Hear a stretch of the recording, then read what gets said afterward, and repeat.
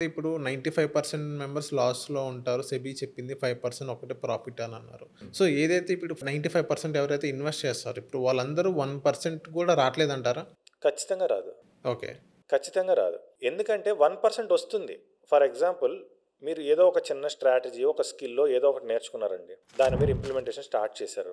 మీరు ఎంటర్ అయిన తర్వాత వితిన్ 1 మినిట్, 2 మినిట్స్‌లో మీరు అనుకుంటున్న 0.5%, 1% కనిపిస్తుంది. కానీ మీరు ఆపలేరు. ఓకే. 2%, 3%, 4% ఇంకొంచెం, ఇంకొంచెం ఎక్కువ అని చెప్పి వెయిట్ చేస్తూ ఉంటారు. అది సడెన్‌గా గ్రాడ్యువల్‌గా తగ్గుతూ ఉంటుంది. తగ్గిన తర్వాత అది -0.5%, -1% ఇలా వెళ్తూ ఉంటే, ప్లస్ వెళ్తున్నప్పుడేమో ఒక రకంగా మైండ్ సెట్ ఉంటుంది. మైనస్ వెళ్తున్నప్పుడు మైండ్ సెట్ ఎలా ఉంటుందంటే, కొంచెం పెరిగినాక తీసేద్దాం, కొంచెం లాస్ ఎక్కువ కనపడుతుంది, కొంచెం పెరిగినాక తీసేద్దాం అనుకుంటారు. అది పాపం అక్కడి దాకా వస్తుంది. అబ్బా! ఇంత దూరం వచ్చింది, ఇంకొంచెం కూడా అది కూడా క్లియర్ అయిపోతే నాకు జీరో వస్తుంది.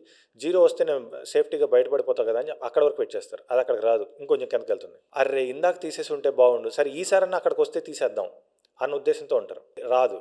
ఇలా అది అంచెలంచెలుగా, అంచెలంచెలుగా కిందకెళ్ళి వీళ్ళు అనుకున్న దానికన్నా 10 టైమ్స్ కింద క్లోజ్ చేసేస్తారు. సో, ఎక్కడ స్టాప్ లాస్ మెయింటైన్ చేయాలో తెలీదు. ఆ స్టాప్ లాస్ ఒకవేళ పెట్టుకున్నా గానీ, ఇంకొంచెం వెయిట్ చేద్దాం, రికవర్ చేద్దాం, రికవర్ చేద్దాం అన్న పాయింట్ ఆఫ్ వ్యూలోనే అంటే దాన్నే ఓవర్ ట్రేడింగ్ అంటారు.